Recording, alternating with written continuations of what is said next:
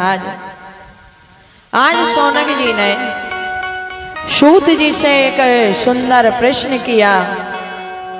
कहा, हे सूत जी महाराज, हे सूत महाप्रज्ञा सर्व सिद्धांत विद प्रभु, आख्या ही में कथा सारम पुराणानाम विशेषता। क्या कह रहे हैं? कह रहे हैं सूत जी महाराज, सर्व सिद्धांत विद प्रभु, आपको सारे सिद्धांतों का, पुराणों का ज्ञान है। आप हमें कोई ऐसी कथा श्रवण कराइए। कथा नहीं, आख्या ही मैं कथा सारम। देखो महाराज, कथा तो बहुत बड़ी बात हो जाती है, कथा का सार। क्यों पूछ रहे हैं आपको पता है? क्योंकि यहां शौनक जी महाराज जानते हैं कलयुग में किसी के पास इतना समय नहीं है कि महाराज तपस्या कर ले। कर पाएगा कोई? मैं कहता हूं भैया जहां समाधि लगा के 7 दिन बैठ जाओ, आप कहोगे जहां से आई भाई जा, बोलो राधे, बोलो कि नहीं? बताओ सही बात है कि नहीं? पर आपको कथा सुनाऊंगी तो आप श्रवण कर लेंगे, क्योंकि कलयुग में प्रत्येक व्यक्ति के पास ज्यादा समय नहीं है। सारी कथाएं आगे आएगी, अभी मैं आपको बड़े धीरे धीरे करके सुनाऊंगी। काहे अगर इकट्ठी सुना दी तो आप कहोगे आज ही भूल गए, बोलो राधे, इसलिए वो भी नहीं करना मुझे। मेरी तो हर समय, देखो एक जगह कथा हुई, वो मेरे पास आई, दीदी कथा कराना है। बोले हाँ भैया कथा हो जाएंगे, बस एक ही प्रयास करना। क्या? बोले जो हमारे श्रोतागण आएंगे, भक्तगण आएंगे, तो ऐसा कुछ होना चाहिए कि वो कथाओं को भूले नहीं। अब भैया मैं क्या करूं? जब बताओ, मैं तो बार बार निवेदन नहीं कर सकूं आपको कि कथाएं भूलना नहीं है, कथा को याद रखना है, उससे ज्यादा और क्या करूं बताओ? इसलिए तो बार बार आपसे निवेदन करूं कि कथाएं भूलो नहीं है, क्योंकि जो कथा कराता है उसका एक मकसद रहता, उद्देश्य रहता है कि मेरी कथा से ज्यादा नहीं, कम का कल्याण हो पर कल्याण होना चाहिए। कल्याण कब होगा? बोले भैया जब याद रहेगो कछु तब ही होगा।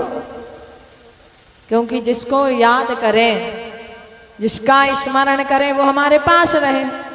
होता ही नहीं कहीं कोई दूर है, जैसे आपका बच्चा कहीं दूर पढ़ने चला जाए तो आपको प्रतिपल उसका स्मरण रहता है, ना जाने भोजन किया कि नहीं, ना जाने समय से सोया कि नहीं। ये क्या होता है? बोले महाराज बार बार याद करना, और याद करते तो पास में लगता है कि वो हमारे पास है। ऐसे ही जब भगवान की कथाओं को याद करेंगे, याद रखेंगे, तो देवादि देव महादेव भी हर समय हमें अपने पास महसूस होंगे। तो यहां पर सूत जी महाराज से शौनक जी कह रहे, गुरुदेव ऐसी कथा सुनाइए जिससे आने वाले मानव का कल्याण हो। और आगे बोले महाराज भगवान शिव की प्राप्ति हो। जब सूत जी ने ये सुना, बड़े भाव से अगर किसी से आप पूछोगे, देखो भैया दो बात है, किसी संत के पास जाओ, गुरु के पास जाओ, भक्त के पास जाओ, तो उससे बड़े भाव से कहो भैया भगवान की कथा श्रवण करें, और नहीं भाई लेके बैठ जाओ अपनी पोटली, जो कैसो भव तो जावता, जो कहाँ भव तो जावता, काय में चले गए हो ज्ञान।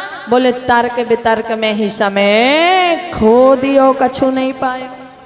भगवान ने तो पास भेजा था कि भैया तेरे को भगवान की कथाएं मिलेगी, तुझे भगवान का भक्त बनाएंगे, पर हम रह गए काय में? बोले तर्क वितर्क में ही बोल दो हर हरे।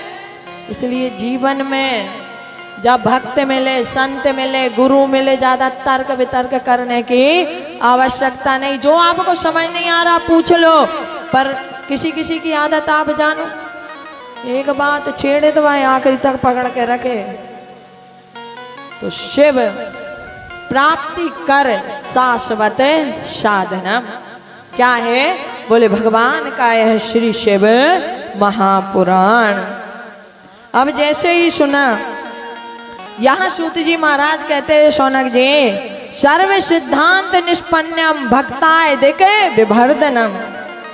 मैं आपको सर्व सिद्धांतों में जो सबसे ऊपर है वो ग्रंथ सुनाऊंगा और भगवान की भक्ति को प्रदान करने वाला है। क्योंकि यहाँ कहा है काल ब्याल महात्रास विध्वंस करे मुत्तमम। आपको मैं बता दूं, ये जो मृत्यु लोक है, कहा महाराज काल ब्याल, एक ना एक दिन हम सबको काल के मुख का ग्रास बनना है। ये तो सबको ज्ञात है भैया कि एक ना एक दिन हमको जाना है। और एक बात बताऊं, अभी आगे विस्तार से समझाऊंगे। जब हमको पता है कि एक ना एक दिन हमें यहाँ से जाना है, फिर भैया इस जीवन में बुरे काम नहीं करना चाहिए,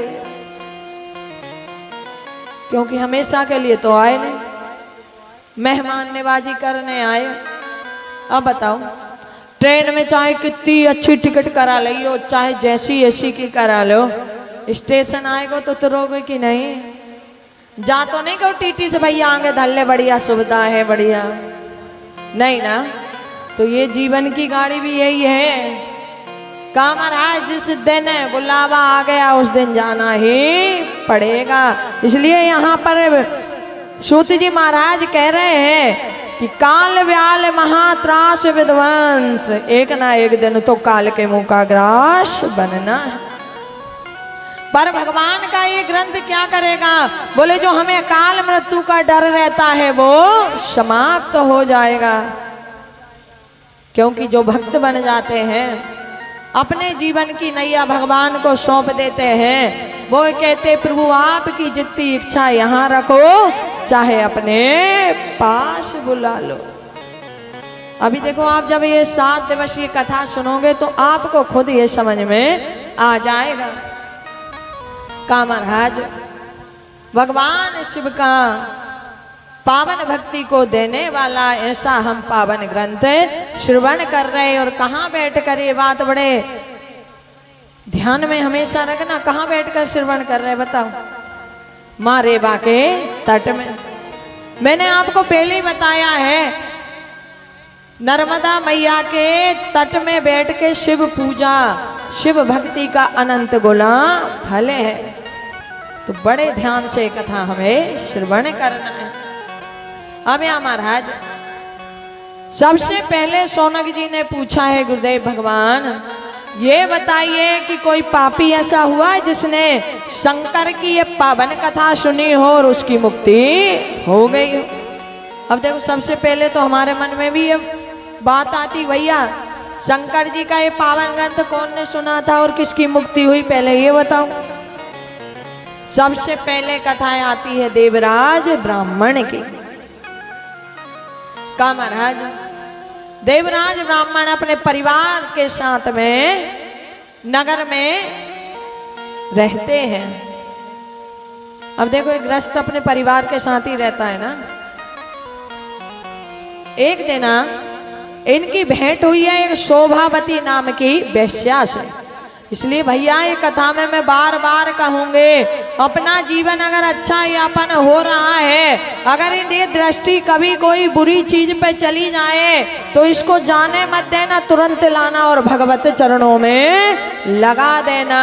क्योंकि अगर ये उधर चली गई, क्या होगा अभी सुन लो ये कथा, फिर अपने आप समझ जाओगे। परिवार है, पत्नी है, बच्चे हैं, माता है, पिता है, ग्रस्त जीवन है, पर जब शोभावती नाम की वेश्या से मिले मन बुद्धि खराब हो गई। क्योंकि मैं आपको बता दूं, मन और इंद्रियां ये हमें कहीं को नहीं छोड़े, घोड़े जैसे दौड़े, घोड़े जैसे। आज कछु सोचो कल कहीं पहुंच जाए, इसलिए इन्हें कंट्रोल करना बड़ा जरूरी है।